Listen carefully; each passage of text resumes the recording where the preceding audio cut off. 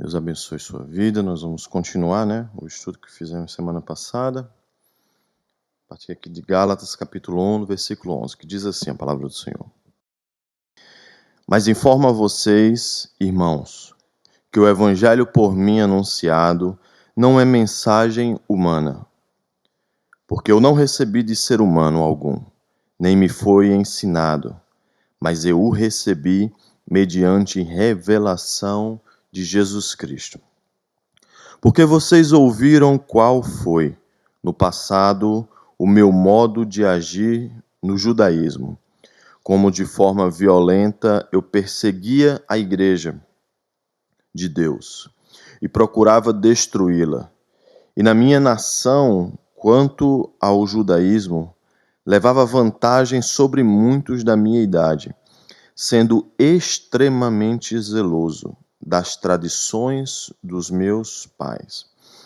Mas quando Deus, que me separou antes de eu nascer e me chamou pela sua graça, achou por bem revelar seu Filho em mim, para que eu pregasse entre os gentios, não fui imediatamente consultar outras pessoas, nem fui a Jerusalém para me encontrar com os que já eram apóstolos antes de mim, mas fui para as regiões da Arábia e voltei outra vez para Damasco. Passados 3 anos, fui a Jerusalém para me encontrar com Cefas e fiquei 15 dias com ele. E não vi outros dos apóstolos, a não ser Tiago, o irmão do Senhor. Ora, a respeito do que estou escrevendo a vocês, afirmo diante de Deus que não estou mentindo. Depois, fui para as regiões da Síria e da Cilícia, e eu não era conhecido pessoalmente pelas igrejas da Judeia, que estão em Cristo. Ouviam somente dizer: aquele que antes nos perseguia, agora prega a fé, que no passado procurava destruir, e glorificavam a Deus ao meu respeito. Amém? Vamos orar em nome de Jesus? Senhor, obrigado, Pai, por esta manhã, por esta oportunidade de aprender a Tua palavra, Senhor. Louvo, exalto o Teu nome, Pai, pelo testemunho do nosso irmão Paulo, Deus, que acabamos de ler. Muito obrigado, Pai, por tudo que o Senhor tem feito em nossas vidas. Eu rogo ao Senhor que o Senhor tome a direção, Pai, do Teu Espírito sobre este ensino, Pai. Fala conosco, nos ensina, nos auxilia, meu Deus, a aprender, a crescer em graça e em conhecimento. Em nome de Jesus, amém. O apóstolo Paulo, ele continua ensinando aos irmãos de Gálatas, da Galácia, a respeito tanto do evangelho verdadeiro, mas agora ele vai fazer uma defesa do seu apostolado. Vocês que estavam no último ensino devem lembrar que o que estava acontecendo. A região da Galácia foi a primeira região, a primeira viagem missionária que eles fizeram. E ao retornar para a sua base, a sua igreja-mãe, eles começaram a receber relatos de que esses irmãos estavam sendo atormentados, perturbados por um grupo que era conhecido como judaizantes. Estes irmãos, eles perturbavam os irmãos da Galácia, que era um conjunto de igrejas naquela região da Galácia, dizendo que não era bem aquilo que o apóstolo Paulo tinha pregado para eles, que o evangelho, que não bastaria apenas você crer, não seria apenas ser justificado, ser salvo pela graça, mas que você também deveria aplicar as leis de Moisés para a sua vida. Então você precisaria ser circuncidado, você precisaria guardar as festas, o tempo, toda aquela religião que eles seguiam, aquelas tradições eles deveriam fazer. Não sendo pouco, eles também questionaram a autoridade apostólica do apóstolo Paulo, dizendo que ele não era um dos 12, que ele não tinha andado com Cristo e que ele não tinha autoridade para ensinar, para pregar para aquelas pessoas. Então o que acontece? Paulo inicia esse capítulo mostrando a eles, questionando a eles, como é que eles se afastaram dos caminhos do Senhor tão rapidamente, o que o deixa surpreso, uma vez que eles se afastaram dos caminhos corretos. E agora, além de ensiná-los, né, como a gente viu no último estudo, de que não existe outro evangelho, ainda que um anjo pregue para essas pessoas, ainda que alguém com autoridade pregue para elas, um apóstolo que seja um evangelho diferente do que ele anunciou, que é o quê? O evangelho de Cristo, isto é anátema, é maldito. E ele agora mostra as suas credenciais de apóstolo de Cristo para aquelas pessoas. Então, como é que ele faz isso? Ele testemunhando, ele falando como se deu a sua conversão, como o Senhor chamou ele e como também a igreja de Jerusalém o aceitou, né? O conheceu. Amém? Então, aqui ele vai começar no versículo 11 dizendo como ele se tornou apóstolo. Primeiro, nos primeiros versículos, ele faz uma breve história, uma breve biografia dele. Eu queria apresentar isso um pouco a vocês com mais calma. Eu sei que todos vocês têm um entendimento de quem é o apóstolo Paulo, mas muitas vezes nós paramos e pensamos realmente de onde ele veio, quem era ele.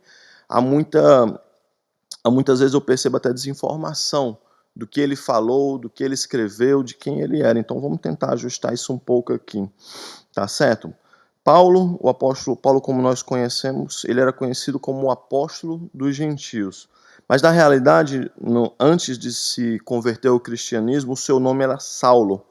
Era um nome hebraico muito comum na Judéia, que era em referência ao primeiro rei de Israel, daquele tempo, né? Saul. Era Paulo, aqui, seria o seu nome romano, que ele adotou depois da conversão, grego, romano, algo assim. Ele foi usado, esse nome Paulo, a partir das primeiras viagens missionárias. Então, já aqui no finzinho da primeira viagem, no começo da segunda, é quando ele começa realmente a adotar mais esse nome de Paulo.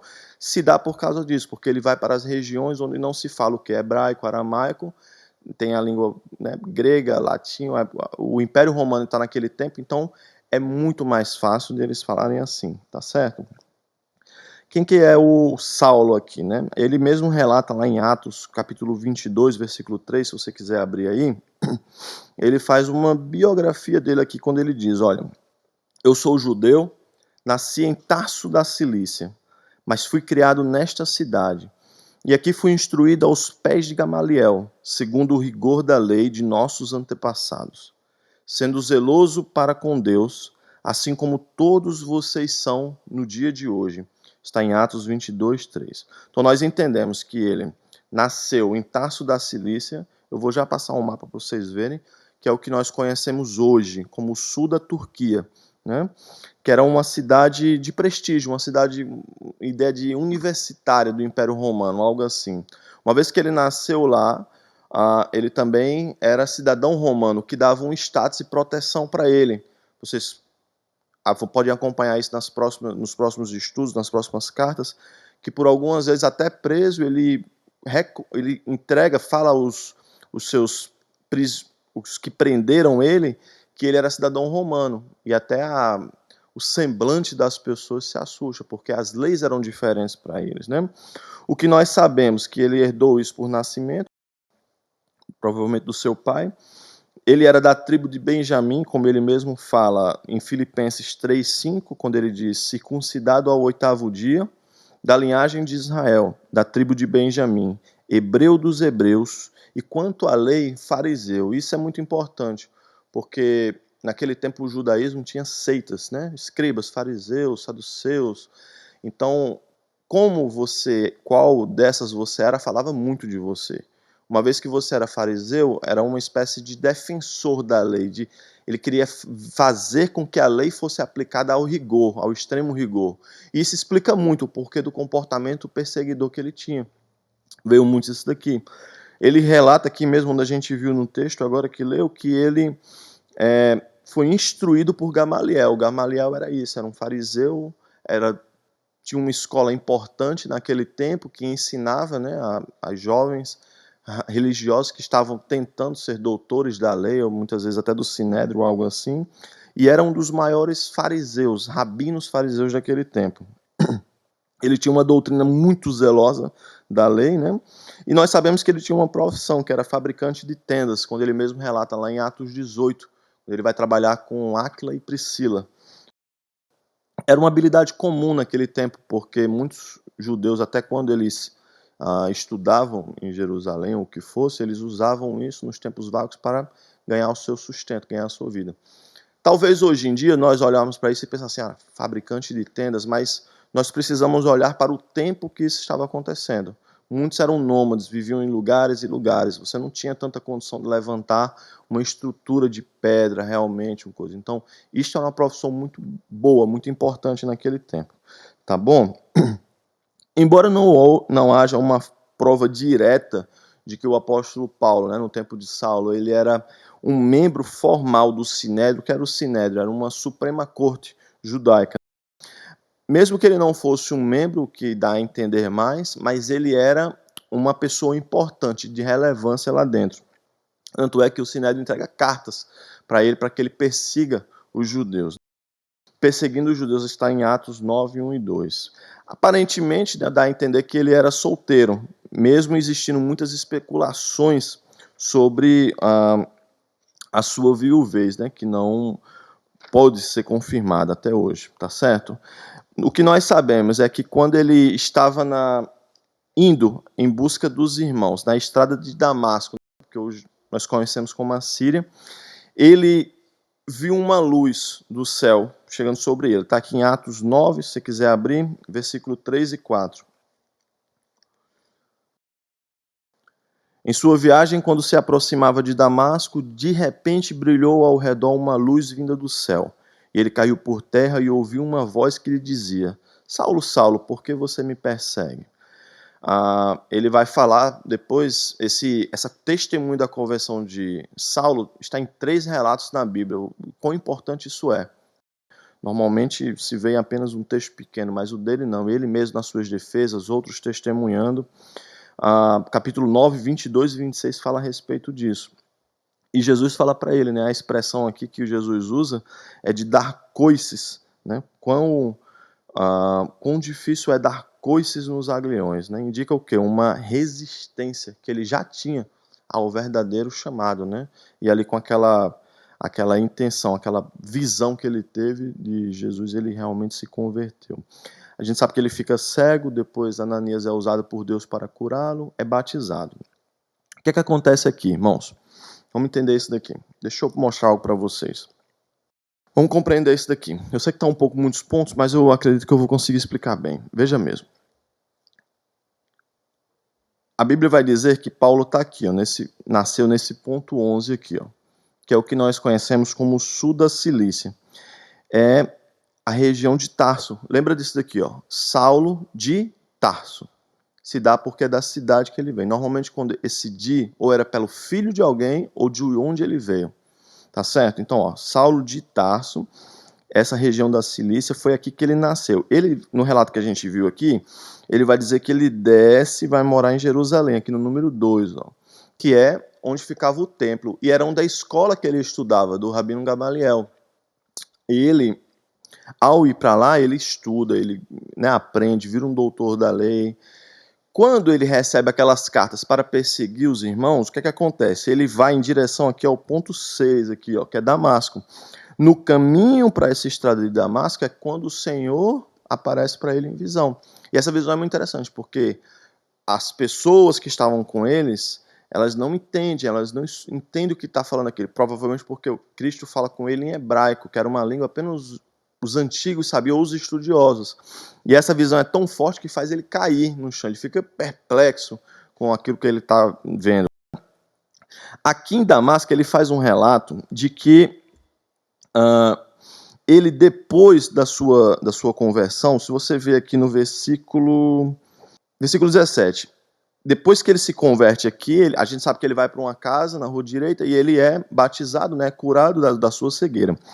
No versículo 17, ele vai dar uma sequência nisso aqui do que está acontecendo. E ele vai dizer assim, olha, eu nem fui para Jerusalém. Então a ideia é que uma vez que ele se converte do cristianismo, daria o quê? Não, eu vou para onde é a sede, vamos dizer assim, do cristianismo.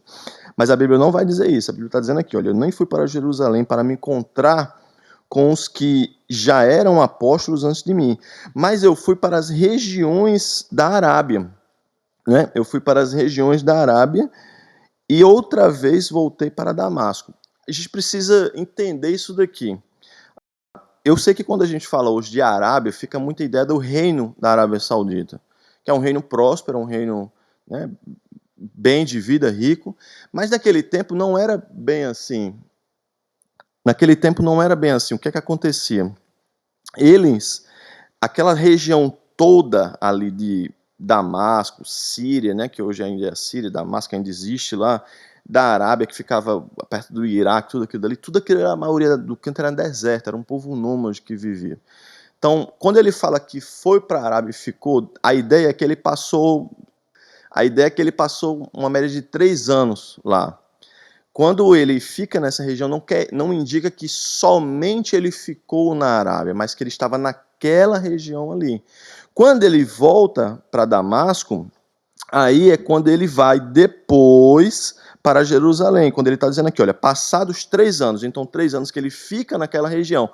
Irmãos, é uma espécie de discipulado com Cristo que acontece com ele. Uma vez que os apóstolos que antecederam ele, que andaram com Cristo, tiveram uma média de 3 anos no ministério de Jesus, Paulo agora vai ter também os seus 3 anos sendo discipulado. Não pelos apóstolos de Jerusalém ou pelos irmãos que estão no templo, mas pelo próprio Cristo. A ideia de que ele é. Mas isso também não impede de que ele tenha o seu ministério já iniciado, porque a Bíblia vai relatar em Atos que logo após a sua convenção ele já pregava, ele já ia nas ruas anunciando. Agora, passados 3 anos, o que é que acontece? Ele vai para Jerusalém. Aqui é onde a Bíblia vai dizer que ele se encontra, né, com Cefas. Tem uma ideia aqui que a gente precisa entender bem. Esse Cefas aqui é o Pedro, é apenas a tradução do nome dele em aramaico. Então, em algumas versões, você vai ver aqui, mas mais para frente ele adota realmente o nome de Pedro. Ao chegar em Jerusalém, ele não vê, além de Pedro, outro apóstolo, senão Tiago, que nós entendemos que é o irmão de Jesus, filho de Maria, né, que se torna apóstolo, depois, e se tem uma ideia de líder da igreja de Jerusalém. Eu já trouxe algumas vezes ele para vocês aqui o relato dele. Extremamente zeloso, o irmão do Senhor. Depois disso, aqui nós vamos ter um relato. Se voltar lá para Atos 9, vocês vão ver que ele não é bem recebido, não por estes irmãos apóstolos, mas pelos helenistas que viviam lá, que eram quem? O povo que ele perseguia antes, que era o povo que ele buscava antes. Depois disso daqui, ele começa a ser martirizado, né? As pessoas não querem ele naquele convívio. Então, o que é que ele faz? Ele volta aqui para essa região aqui, se você ver no versículo 21. Depois disso, eu fui para as regiões da Síria, que é onde fica aqui Damasco, como eu mostrei a vocês. E aí a Bíblia vai dizer que ele sobe novamente para onde? Para a Cilícia, provavelmente para a região de Tarso, lá, que é onde ele nasceu. Pastor, ele foi talvez porque ele queria, era o canto que ele queria? Eu acredito que não. Eu acho que ele realmente foi pela perseguição. A Bíblia diz que os irmãos recomendam a ele que ele vá, porque a perseguição já estava muito grande na vida dele. Os irmãos mais atentos vão lembrar de que, quando ele chega lá, um tempo depois ele fica como se fosse numa espécie de ostracismo. As pessoas não lembram dele. Se você olhar aí no capítulo 2, está tudo conectado, irmãos. O final do capítulo 1 e o início do capítulo 2 é uma coisa só, é o relato, o testemunho dele. Se você ver aqui no capítulo 2, olha, 14 anos depois, Paulo ficou nessa região por 14 anos, o que nós poderíamos dizer esquecido. Essa é a verdade. Porque os irmãos de Jerusalém não lembraram dele, os irmãos de outras regiões não lembraram dele. Até o dia que a igreja de Antioquia da Síria, que está ali, ó, embaixo, aqui, ó. Isso ali, mas assim. Até que um dia que os irmãos de Antioquia da Síria, a igreja começa a crescer, entre os gentios. E aí a igreja de Jerusalém envia quem para essa igreja? Barnabé. Quando Barnabé chega lá, ele se recorda de Paulo. E aí vai buscar Paulo lá em cima, lá na Cilícia, lá naquele pontinho 11 ali, mais ou menos ali. Ó. Tá certo? Lá no 8, perdão. Quando Barnabé traz Paulo para o convívio da igreja, é quando os irmãos estão orando e o Espírito Santo fala para eles, separem Paulo e Barnabé para a minha obra e os envie. Quando eles são enviados, aí é onde começa a primeira viagem missionária, que é quando ele vai para essa região aqui, ó, Listra, Derbe, da Galácia, que é essa mesma região que ele está escrevendo para esses irmãos aqui agora. Então, todo o ministério do apóstolo Paulo está conectado nessa região aqui, irmãos. Na primeira viagem, ele vai para essa região que vocês estão vendo aqui no mapa, ó, que é da Galácia.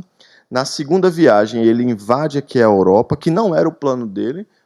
A ideia dele era ir para a Ásia Menor, que é essa região aqui, onde está o número 14, 18. Mas o Espírito do Senhor, numa visão que ele tem, impele ele para ir para Macedônia, que é o que nós conhecemos como a Europa hoje.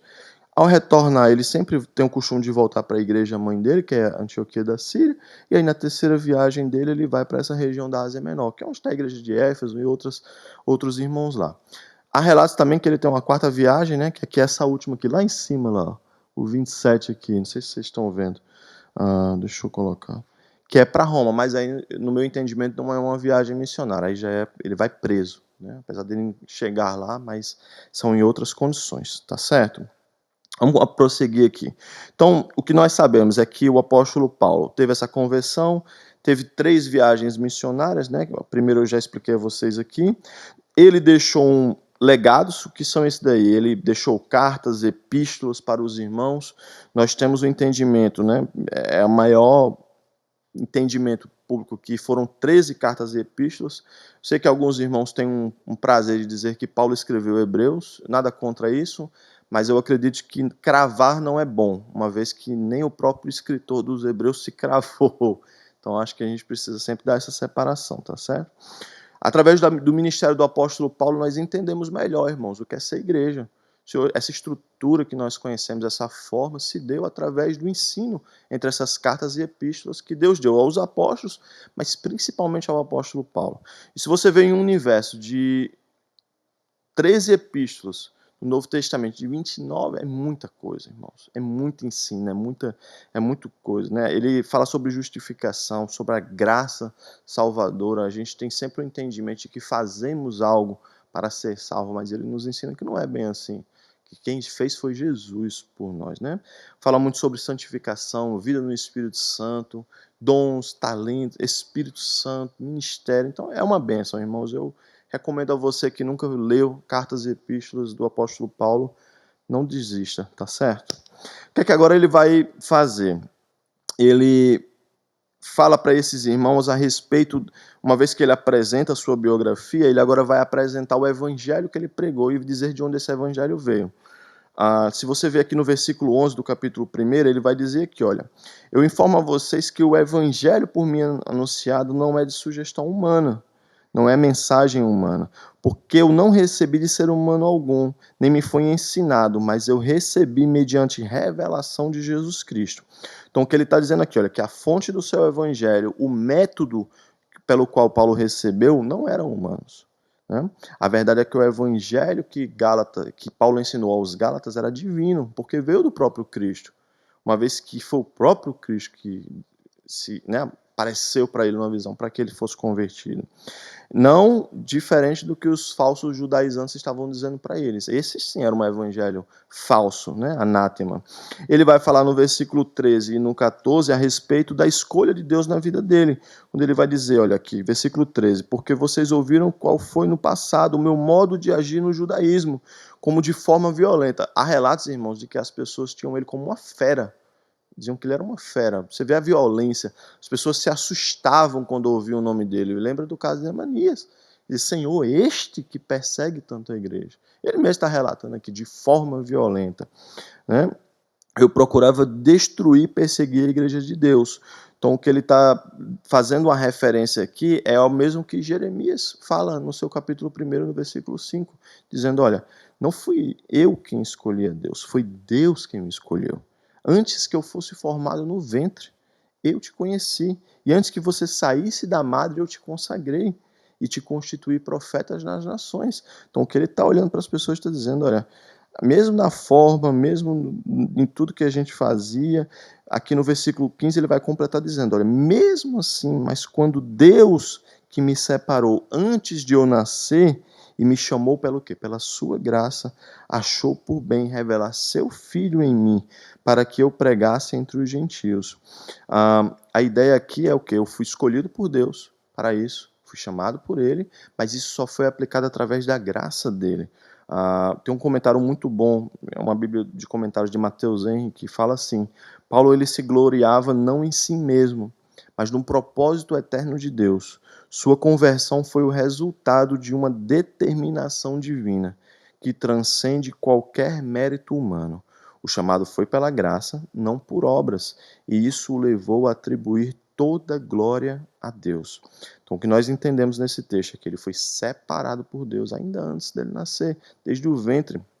Mostra o propósito de Deus na vida dele e que ele foi chamado pela graça, que é algo irresistível. Todos nós somos chamados por essa graça.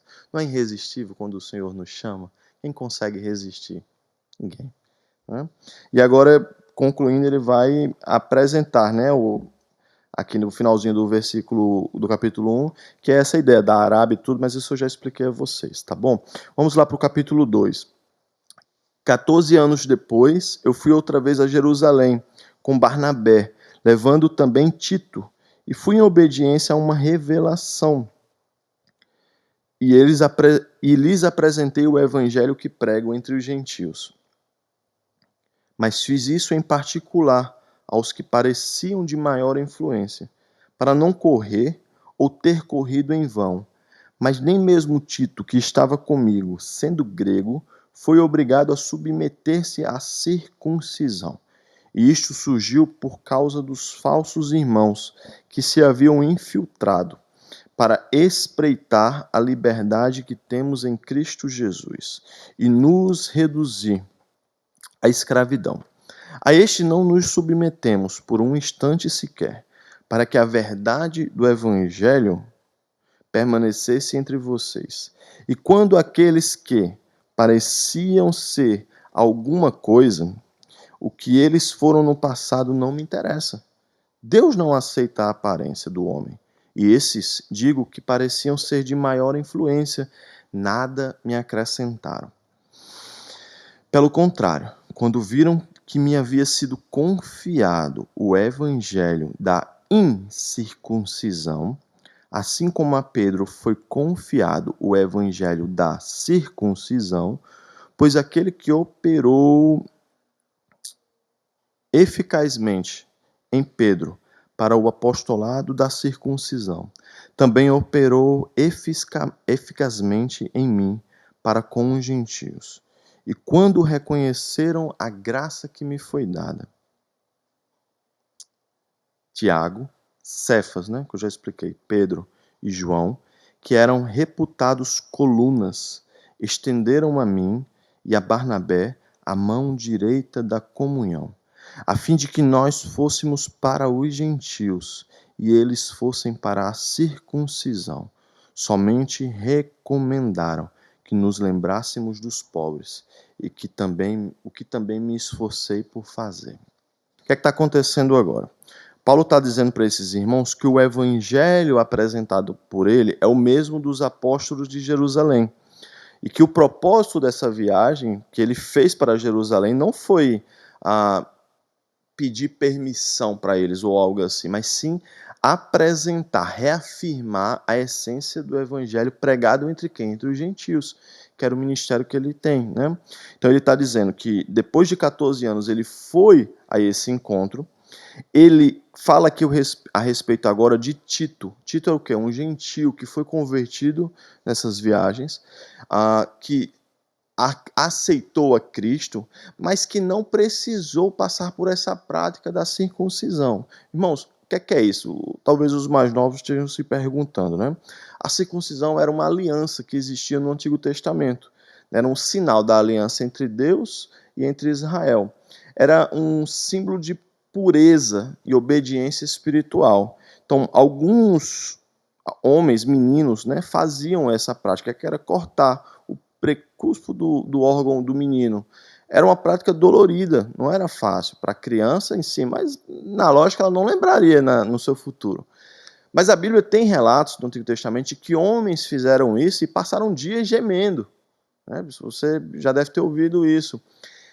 Ao fazer isso na velhice, vamos dizer assim, não vamos nem olhar para o lado físico humano. A gente vai estar olhando agora para o lado espiritual. ao fazer esta prática, as pessoas estariam dizendo, ok, eu entendo que Cristo veio, mas eu não entendo que eu preciso aceitá-lo para a salvação. O que vai me trazer a salvação é quando eu faço a prática mosaica da circuncisão. Então, o que Paulo está levando para a igreja de Jerusalém, para aqueles judaizantes, para eles, não é pedindo a eles, me oriente isso aqui. Paulo está levando o exemplo de Tito, que é um gentil convertido, salvo pela graça de Deus, que não fez essa prática, está mostrando para eles, está dizendo aqui, olha, o Senhor me apresentou um evangelho da incircuncisão, para pregar para os gentios. E se ele está salvo assim, então ninguém mais precisa disso. Porque tudo isso, irmãos, eu já expliquei a vocês, toda a lei, todos os profetas, tudo aponta em uma direção, Cristo. Quando Cristo fala, eu não vim para desfazer isso, é que ele está dizendo, eu cumpri isso, eu vim para cumprir isso. E agora nós não precisamos mais ser cortados, derramar sangue para isso, porque ele já fez por nós, tá certo?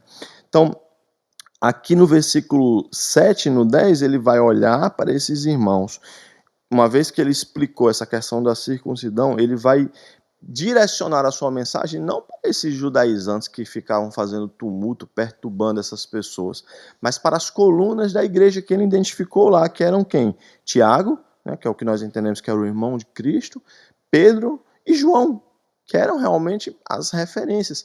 Isso é uma boa ideia também de nós entendermos que a igreja naquele tempo não era esta individualidade que alguns pregam, de que Pedro era o líder supremo, e foi, né, a ideia que a Igreja Católica tem, o primeiro Papa, mas sim um colegiado. Paulo não se dirigiu a uma pessoa, mas aos apóstolos que estavam lá. Então as decisões, as bênçãos não partiam de um, por mais que alguns tinham uma referência muito grande, mas nada se resolvia. No Concílio de Jerusalém, em Atos 15, nós vamos ver que a palavra é dada também para Tiago, o irmão de Cristo. Nós vamos ver que os presbíteros estão presentes na reunião para a decisão das coisas, para o entendimento de tudo aquilo. Então, essa ideia de que um homem só, poderoso, resolve tudo, não é bíblica. Na Bíblia, nós vemos o colegiado, irmãos na fé que nos instruem para Cristo. Então, o que ele está olhando aqui, ele está dizendo, olha, as colunas da igreja, a referência que ele viu, aqueles irmãos, eles são realmente diferentes aqui. Então, é para eles que eu estou direcionando isso. Eles reconheceram o apóstolo de Paulo aos gentios e lhe deram a destra da comunhão. A única exigência que eles fizeram era o quê? Aqui no versículo 10. Olha, nós recomendamos que vocês se lembrem dos pobres. Não é uma exigência, é uma recomendação. E isso, irmãos, acontece muito no ministério de Paulo. Paulo, quando volta de viagens, ele faz questão de ir em Jerusalém para levar uma oferta para os irmãos. Né? As igrejas que ele evangeliza aqui no mapa aqui, que você está vendo aqui em cima aqui, cada uma faz uma coleta com um grupo de irmãos, vão com o apóstolo Paulo. Naquele tempo, um pouco mais para frente, na segunda, na terceira viagem do apóstolo Paulo, há uma fome na região da Judéia, a qual o profeta entregou de Deus essa revelação, e ela existe. Nos tempos do imperador Cláudio, houve uma fome na região da Judéia.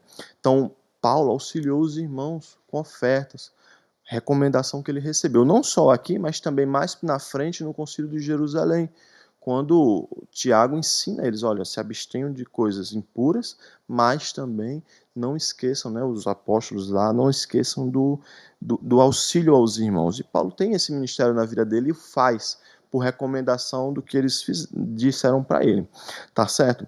E aqui a última parte aqui para a gente concluir é quando Paulo repreende ao apóstolo Pedro, né? Versículo 11 em diante, vamos ler. Quando, porém, Cefas veio a Antioquia, resisti-lhe face a face, porque havia se tornado repreensível. De fato, antes de chegarem alguns da parte de Tiago, ele comia com os gentios.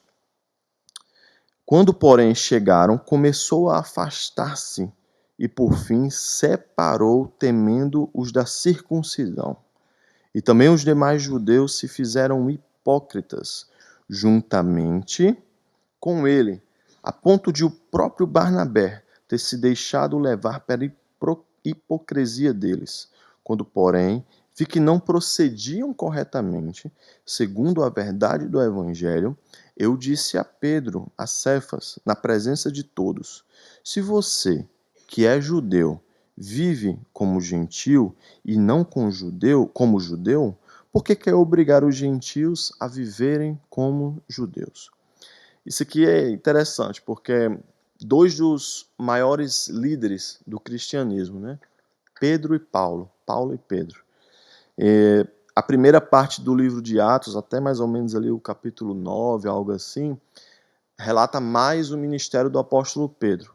Né? Por mais que Paulo seja o apóstolo dos gentios, mas foi através de Pedro que essa porta foi aberta. O dia do Pentecostes, né? Pedro era o pregador, a liderança que ele tinha, os milagres que Deus usou na vida dele. E aí vem Paulo, que mais ou menos do capítulo 9 em diante, o ministério dele é alavancado. Né? Perseguia, depois virou perseguido, alguém de fora da comunidade ali, talvez, não, com toda certeza, eu não falo pelos apóstolos, mas por muitos que viviam lá, não receberam bem, queriam matá-lo, agredi-lo, batê-lo, era perseguido, destratado pelos próprios irmãos na fé, a qual oram a Deus pedindo a conversão dos homens maus, mas quando o homem mau se converteu, não entenderam a conversão dele, né? Aí chega o dia de que ele chega lá na frente para se apresentar àqueles irmãos e não pedir permissão, mas explicar para eles como é que Deus tem usado a vida deles. E a prática, a ideia deste livro aqui de Gálatas é que ele vai doutrinar os irmãos de Gálatas contra falsas doutrinas, falsos judeus, talvez convertidos ou não, que estavam tentando aplicar algo nos gentios que nem Cristo pediu. Quando ele está lá, ele vê aqui a ideia, né, de que Pedro, né, converteu. Pedro está aqui, olha, vamos olhar o relato aqui mais uma vez. Quando, porém, vi que não procediam corretamente, segundo a verdade do Evangelho, eu disse a Cefas na presença de todos: se você que é judeu vive como um gentio e não como um judeu, por que quer obrigar os gentios a viverem como os judeus? A ideia de uma hipocrisia é isso, é quando nós pedimos algo para alguém que nós não fazemos. O que é que Jesus falava dos fariseus? São sepulcros caiados. Por fora estão pintados, mas por dentro estão mortos. A oração de Lucas 18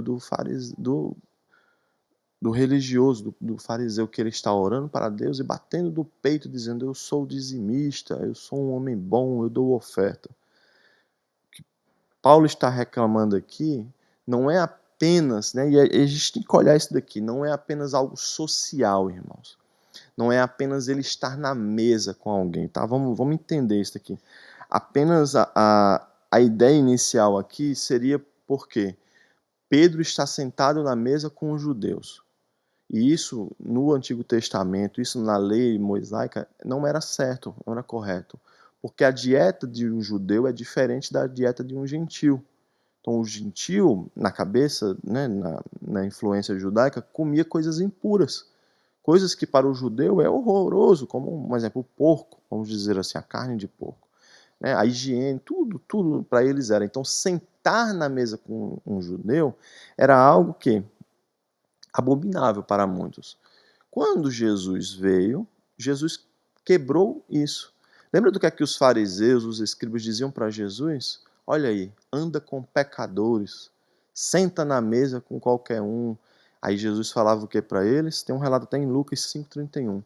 Os sãos não precisam de médico, mas sim os doentes. Jesus não veio para salvar os bons, mas sim os perdidos.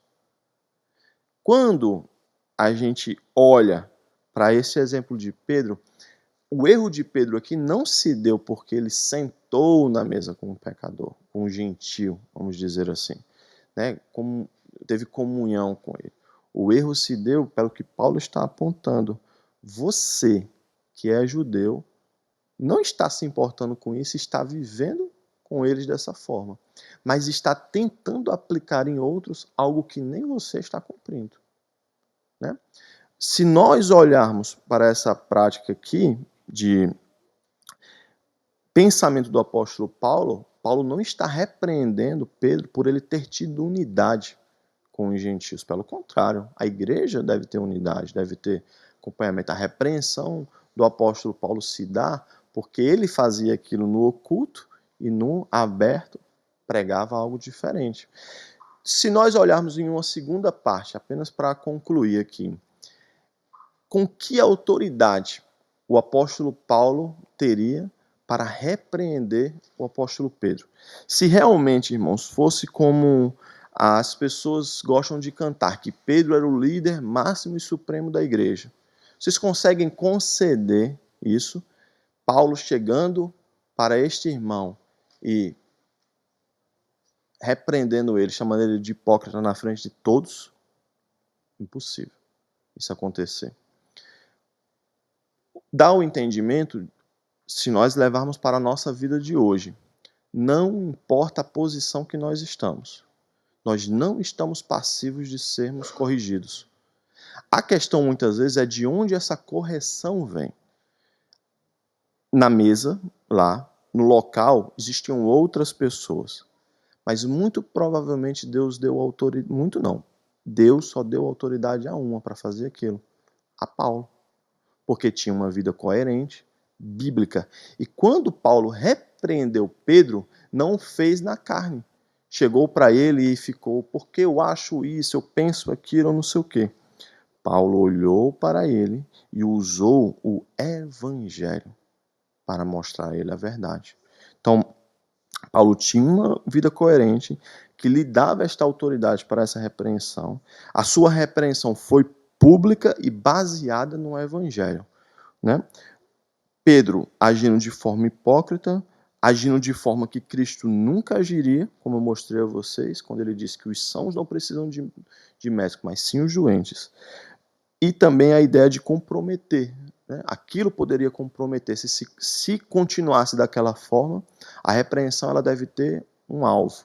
Não é apenas expor, mas é corrigir um caminho. Então, aquilo dali foi para que não existisse mais essa separação. Essa ideia de que uns são melhores, outros são piores. Amém? Quando, porém, vi que não procediam corretamente, segundo a verdade do Evangelho. Então, não houve achismo de Paulo. Paulo não olhou para Pedro e disse, eu acho isso, eu penso isso. O que houve foi uma correção baseada nas Escrituras. Glória a Deus. Alguém tem alguma pergunta? Quer acrescentar algo? Não? Então vamos ficar de pé? Vamos orar para concluir, em nome de Jesus. Na semana que vem, com fé em Deus, nós vamos avançar ainda mais, tá bom? Senhor Deus, eu quero te agradecer, Pai, por esse estudo, por esta oportunidade, Deus, de aprender mais da Tua Palavra. Muito obrigado, Senhor, pelo ensino, pela exposição das Escrituras, Deus. Nos auxilia, Pai, a entendermos, Deus, que somente a Tua graça é salvadora, Pai. Nos ajuda, Senhor, a crescer em graça e em conhecimento e a aprender cada vez mais de Ti. Eu louvo e exalto o Teu nome por esta oportunidade que o Senhor nos deu de crescer, Pai, através da Tua Palavra. Abençoa esse estudo, tira as distrações, desperta os irmãos, Pai, que ainda não entenderam, Deus, a importância de aprender mais e mais de Ti, Pai. O tempo é chegado, o Senhor está voltando. E assim como nos dias de Noé, o Senhor nos avisa a entrarmos na arca, a estarmos na Tua presença. Eu louvo e exalto ao Senhor por tudo. No nome de Jesus, amém. Que Deus te abençoe, querido.